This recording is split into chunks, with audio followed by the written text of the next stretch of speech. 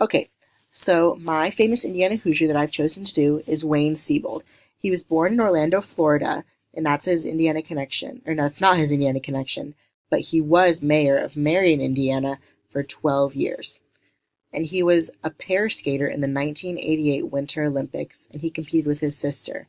So that was him then with his sister, and that was in the Winter Olympics in Calgary, and that's him now when he was giving a speech about being mayor of Marion.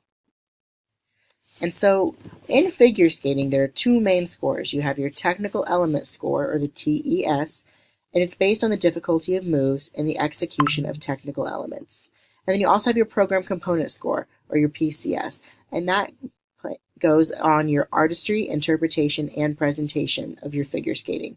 So as you can see, like your program component score would be based on your costume and all your moves that you do, but your technical element score would be on the difficulty of the moves that you've chosen to do and how well you do them.